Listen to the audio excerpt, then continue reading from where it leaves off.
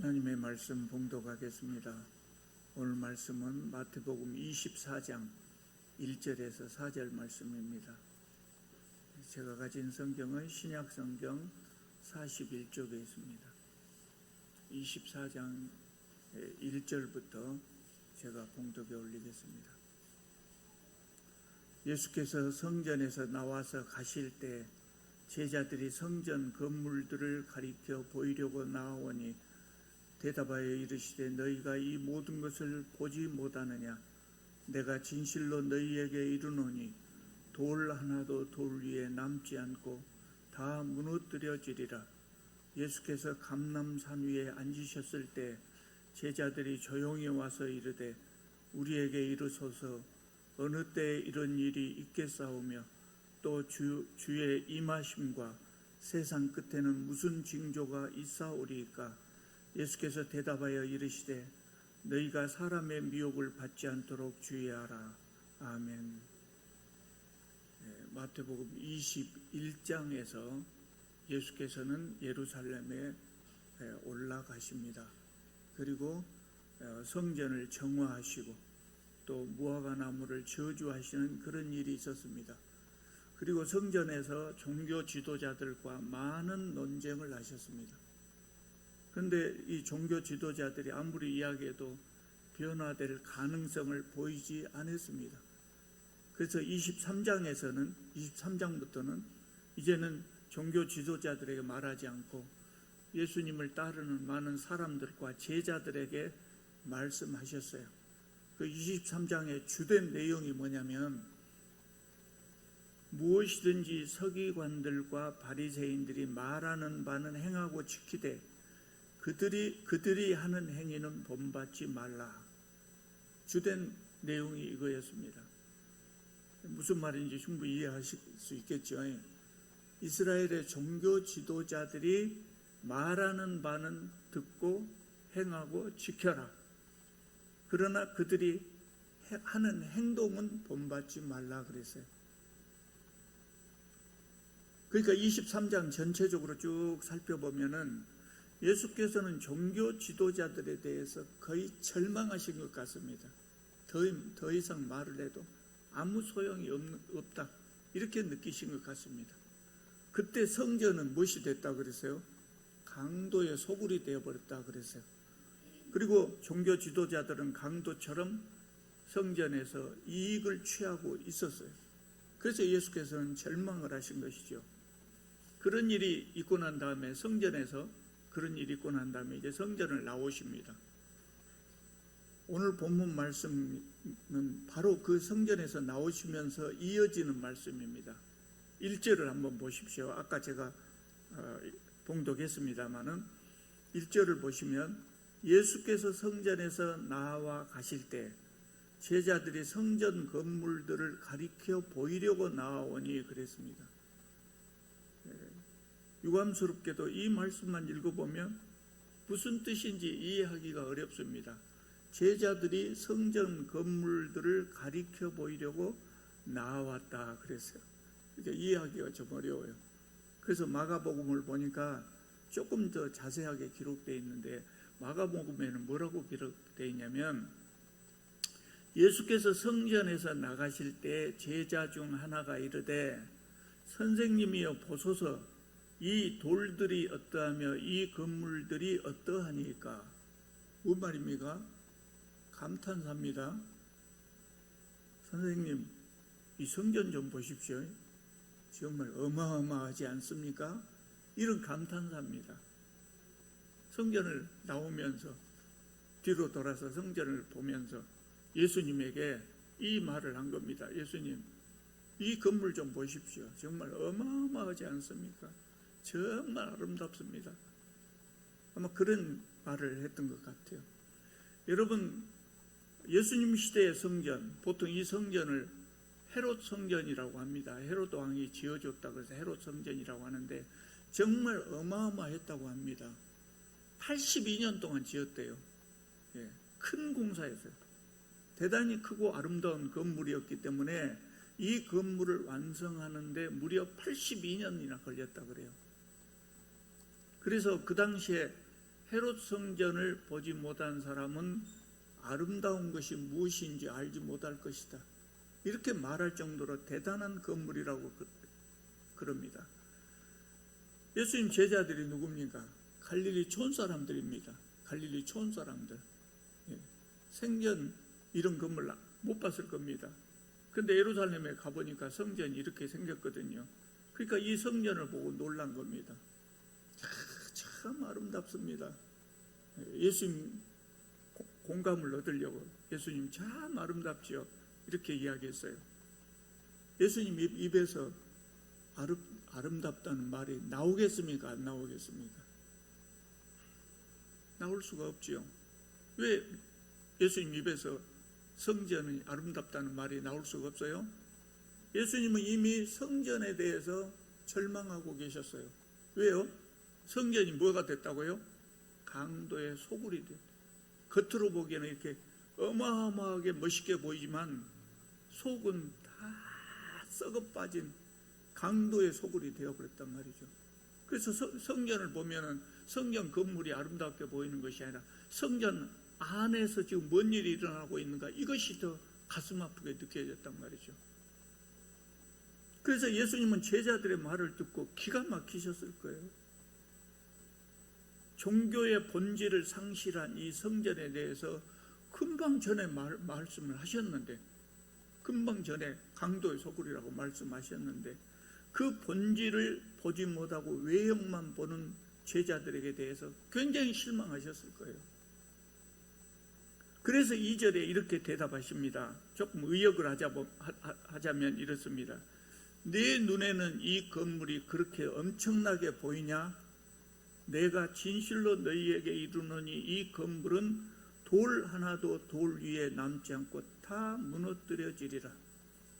이렇게 말씀을 하셨어요. 이 말씀은 예수님의 분노가 들어가 있는 말씀이죠. 그러니까 아마 제자들이 깜짝 놀랐을 거예요. 성전이 무너진다고 한 것에 대해서 충격을 받고, 또 예수님의 말씀 속에 들어있는 예수님의 마음을 생각할 때 충격을 받았을 거예요.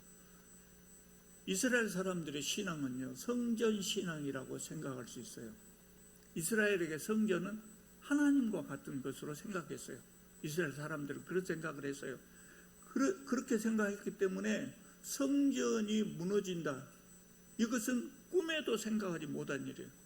그런데 예수님은 지금 성전이 돌 하나 돌 위에 남지 않을 정도로 파괴될 것이라고 이렇게 말씀을 하셨어요. 그래서 제자들은 충격을 받은 겁니다. 아마 예수님은 이때 이미 강도의 소굴이 되어버린 성전의 앞날을 내다보고 계셨던 것 같아요. 그래서 이런 말씀을 하신 것입니다. 그 길로 나와가지고 예수님이 어디로 가시냐면 베다니로 가십니다. 그날 저녁에 주무실 베다니로 갑니다. 베다니에는 나사로의 집이 있다겠죠. 거기 이제 주무시러 갑니다. 예루살렘에서 베다니로 가려면 감람산을 넘어가야 되는데, 감람산은 예루살렘의 동쪽에 있었어요. 그래서 감람산 위에 올라가시면서 고갯길이 힘드셨던가 잠시 자리에 앉으셨어요. 자리를 잡고 앉으셨어요. 그래서 자리에 잡고 앉으셔서 이렇게 서쪽을 보겠죠. 서쪽이 자동적으로 보여지겠죠. 왜냐하면 예루살렘 동쪽에 감람산이 있고 이게 이렇게 비탈되어 있기 때문에 앉은다면 뒤로 돌아서 앉을 것 아닙니까? 아래를 보고 앉을 거지.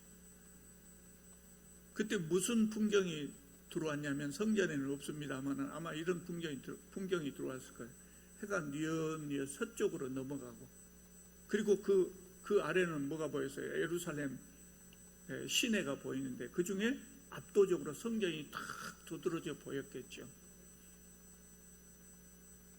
석양과 지는 해와 성전을 보면서 예수님은 무슨 생각이 들었을까요?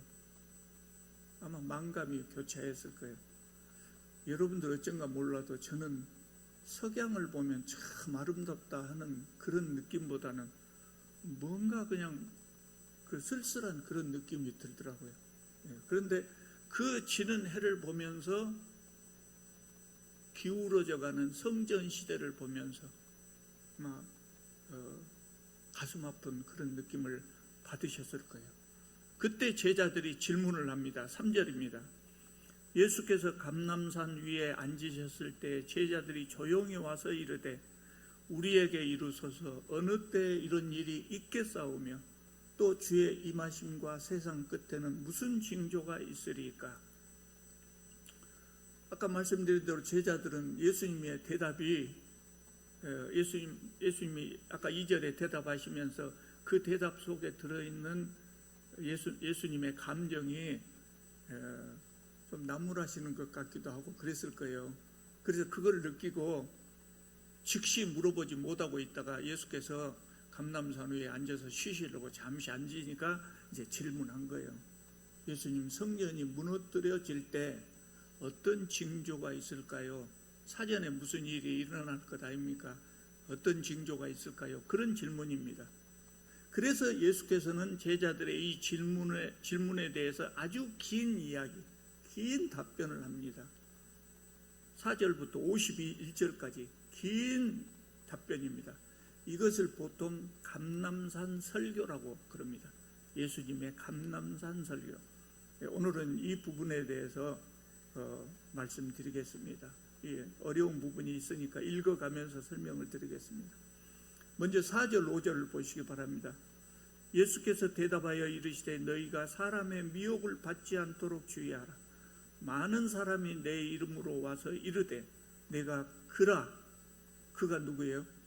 예수님이다 그 말이에요. 내가 재림한 예수다 하여 많은 사람을 미혹하리라.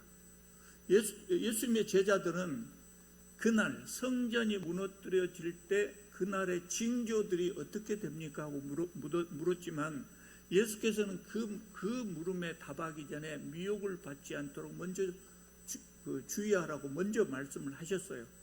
왜냐하면 그 날이 되면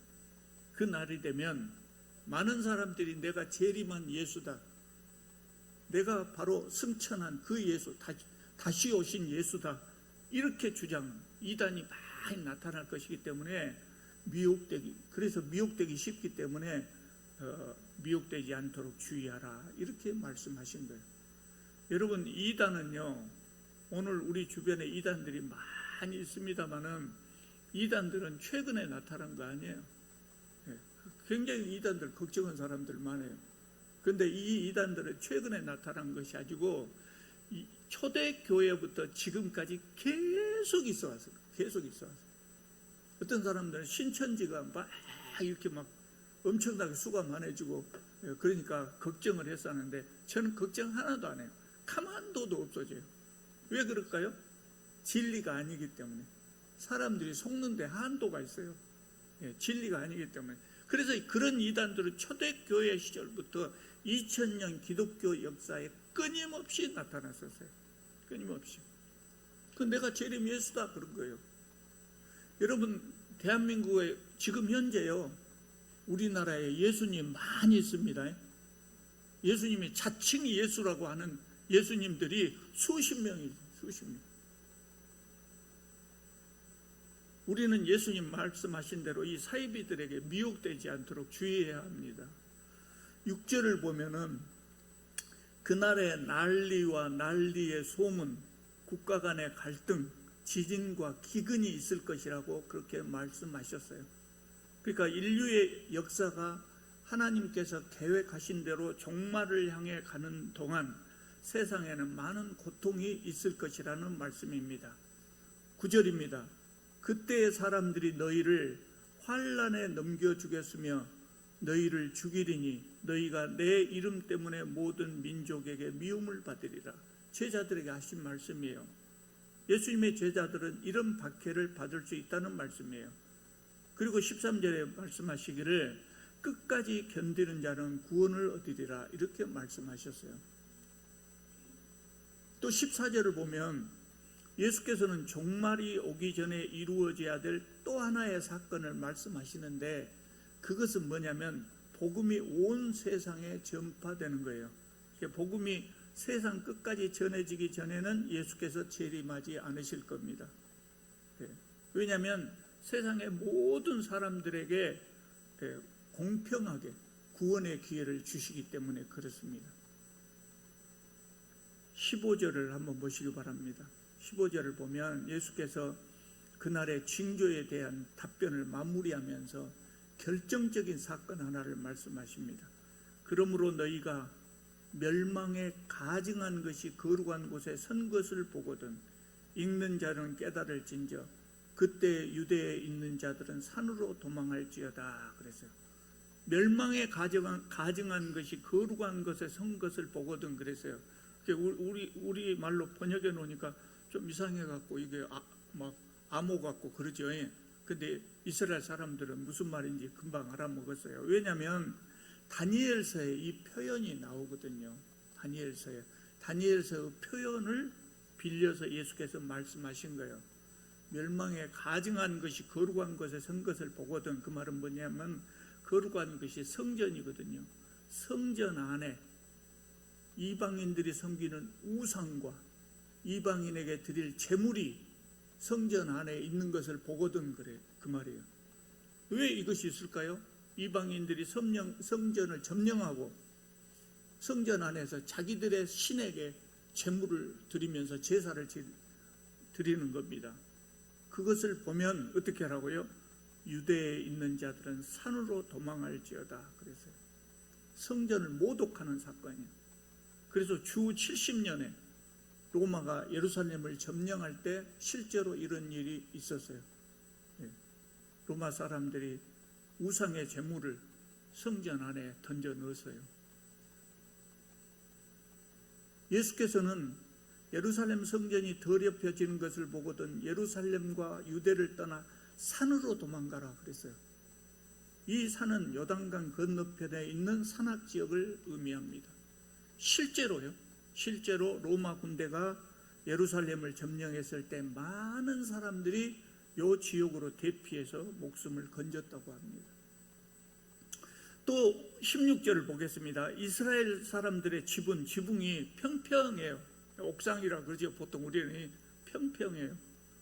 그래서 16절에 보면 지붕 위에 있는 자는, 지붕에 앉아서 가끔 놀기도 하고 그러거든요. 그래서 지붕 위에 있는 자는 집 안에 있는 물건을 가지러 내려가지 말며 밭에 있는 자는 겉옷을 가지려 뒤를 돌이키지 말지어다. 급하다 그 말입니다. 빨리 도망가라 그 말입니다. 저는 이 말씀을 읽으면서 참 감사했어요. 제가 다닌 신학교에 조그마한 동산이 있는데 거기 가보면 순교자들 비석이 있어요. 무덤도 있고 순교자들을 기념하는 이 비석 같은 것들이 많이 있어요. 거기 보면 우리 지역의 어떤 교회에서 얼마나 많은 사람들이 6.25 때 순교를 당했는가 그런 것이 나와요. 근데 그 중에 하나는 이런 분도 있었어요. 어떤 장로님이 북한군이 쳐들어오니까 목사님은 살아야 됩니다. 그래야 우리 성도님에게 수복된 다음에 또 말씀을 전하실 것 아닙니까? 예배당은 제가 지킬 테니까 목사님 도망가십시오. 빨리 피하셔야 됩니다. 다 보내고 장로님 혼자 그 예배당을 지켰답니다. 그러다가 순교를 당했대요. 제가 신학교 때 그것을 보면서 뭔 생각을 했을까요? 장로님도 도망가지 왜 그가 계셨을까? 그 생각을 했어요. 옛날 어른들은 예배당을 굉장히 소중하게 생각했어요. 그래서 목숨 걸고 지킨 거예요. 저는 그렇게 생각을 안 해요. 그 장로님이 도망갔다가 다시 오셨을 때 예배당이 파괴됐으면 다시 세우면 되죠. 뭐 쉬운 일은 아니지만 예배당이 장로님 목숨보다 귀할까 그런 생각했어요. 여러분, 우리 시대에 우리가 믿음 때문에 박해를 당할 가능성은 거의 0%에 가까워요. 그렇지만 혹시라도 그런 일이 있으면 어떻게 해야 돼요? 도망가버려요. 가장 좋은 방법, 도망가요. 괜히 순교당할 필요 없어요. 신앙을 지키다가 순교를 당한다, 그럴 필요 없어요. 그냥 피하세요. 그러면 그 다음에 좋은 시대가 왔을 때 얼마든지 더 큰 일을 할 수 있단 말이에요. 사람의 생명이 얼마나 소중해요. 그래서 예수께서 이 말씀하신 것이 참 감사하더라고요. 도망가라 그래요. 예수께서는 복음을 위하여 피하지 말고 죽기를 각오하고 싸우라 이렇게 말씀하지 않으셨어요. 피하라 그래요. 박해가 올 때 피하는 것은 믿음이 부족한 것이 아니라 저는 지혜로운 행동이라고 생각합니다. 때로는 신앙을 위하여 맞서 싸울 때도 있지만, 맞서 싸워야 할 때도 있지만 피해야 할 때도 있는 것이요. 21절을 보면은요, 창세로부터 지금까지 이런 환란이 없었고 후에도 없으리라 그랬어요. 그러니까 예수님이 말씀하신 이 환란은 서기 70년에 있었던 예루살렘 성의 함락을 예언한 말씀인 것 같아요. 유대 역사가 요세푸스라는 사람이 있어요. 그 사람이 기록한 책을 보면 로마가 예루살렘을 점령했을 때 성전은 파괴된 것은 더 말할 것도 없고 유대인들이 10만 명이 잡혀갔답니다. 그리고 110만 명이 학살과 굶주림으로 죽었다고 그렇게 기록하고 있어요. 얼마나 큰 환란인가 몰라. 그리고 많은 사람들을 십자가에 달아서 죽였는데 얼마나 많은 사람을 십자가에 달았는가. 산에 나무가 하나도 남아나지를 않을 정도가 됐다 그래요. 엄청난 환란이었다 그래요. 예수께서는 이 예루살렘이 로마에 함락된 그 사건을 지금 말씀하시고 계신 것 같아요. 23절을 보겠습니다. 그때 어떤 사람이 너희에게 말하되 보라 그리스도가 여기 있다 혹은 저기 있다 하여도 믿지 말라. 거짓 그리스도들과 거짓 선지자들이 일어나 큰 표적과 기사를 보여 할 수만 있으면 택하신 자들도 미혹하리라. 여러분, 박해의 시대가 오면 믿음이 강한 신자라도 견디기가 쉽지 않다고요. 그럼 뭔 생각을 하겠어요? 예수님 빨리 다시 오시면 좋겠다. 예수님 빨리 다시 오시면 좋겠다. 이런 생각을 한다고요. 그래서 그런 사람들을, 그런 기독교인들을 노리고 이단들이 많이 생겨날 수가 있다 그 말입니다. 그래서 그리스도가 여기 있다 저기 있다 해도 믿지 말라 그랬어요. 그리스도가 여기 있다 저기 있다 그 말은 뭔 말이에요? 신천지 선전하는 사람들이 그러잖아요. 이단들을 소개하는 사람들이 옆에 와갖고 재림한 예수님이 저기 화순 공설운동장에서 집회하고 있으니 가봅시다. 재림한 예수님이라고 합니다. 저기 광주 공설운동장에서 지금 집회하고 있으니 우리 가봅시다. 그렇게 해도 믿지 말라는 거예요. 여기 있다 저기 있다 믿지 말라. 심지어는 뭐까지 믿지 말라고요? 그 사람들이 와서 큰 표적과 기사를 행하더라도 미혹되지 말라 그랬어요. 이단은 이적과 기사를 행할 수 있을까요 없을까요? 이단들도 할 수도 있다는 거예요. 왜요? 사탄이 도우니까, 사탄이 도와주니까. 그런데 혹시 그렇다고 하더라도 그 이적과 기사에 혹해서 속지 말라, 그런 말씀입니다. 예수님의 제자들은 예루살렘 성전이 파괴되는 때의 징조, 그것이 어떻게 되느냐고 예수께 물었지만 예수님은 그 이상으로 예수께서 다시 오시는 재림까지 말씀해 주셨어요. 제자들이 박해를 이겨낼 수 있도록 하기 위해서 재림에 대해서까지 말씀해 주셨어요. 29절을 보면 그날 환란 후에, 이제 환란 후에요, 즉시 해가 어두워지며 달이 빛을 내지 아니하며 별들이 하늘에서 떨어지며 하늘의 권능들이 흔들리리라 그랬어요. 이것은 아마 행성들이 정상 궤도를 이탈하는 그런 현상으로 보입니다. 그러니까 재림의 시기에는, 예수께서 다시 오시는 재림의 시기에는 적어도 천체가 흔들릴 정도의 현상이 나타난다는 거예요. 그리고 그때 30절 보면 그때 인자가, 예수님이 구름을 타고 권능과 큰 영광으로 오는 것을 사람들이 보리라 그랬어요. 천체가 흔들리는 그런 사건이 일어난 다음에 예수께서 재림하신다는 거예요. 예수께서 재림하시면 모든 사람들이 다 볼 수 있게 재림하신답니다. 나는 모르고 있었는데 예수님이 저쪽에 재림하셔가지고 화순 공설운동장까지 와갖고 집회한다? 그러지 않는다. 예수님이 저기 오셨다고 하는 것을 내가 모르는 것이 아니라 세상에 누구나 예수님이 딱 재림하시면 세상에 누구나 예수님이 재림하셨구나 이것을 알 수 있게 오신다는 거예요. 27절에 보면 뭐라고 됐습니까? 번개가 번쩍하면 동편에서 번쩍하면 서편에까지 알 수 있죠. 번개가 번쩍하면 몇 킬로 이내에 사람들이 보는가는 제가 모르겠습니다만은 번개가 번쩍하면 누구나 다 보거든요. 그것처럼 예수님이 재림할 때도 예수님이 재림했다고 하는 사실을 누구나 알 수 있게 예수님이 오신다는 거예요. 그렇기 때문에 예수님이 여기가 있다 저기 있다 그렇게 말해도 그런 말을 믿을 필요가 없대요. 예수님이 다시 오셨다고 하는 것을 누가 말 안 해줘도 훤히 다 알 수 있게 된다는 거예요. 여러분, 예수님이 다시 오면 맨 먼저 무슨 일이 일어날까요? 맨 처음에 누가 쫓아갈까요?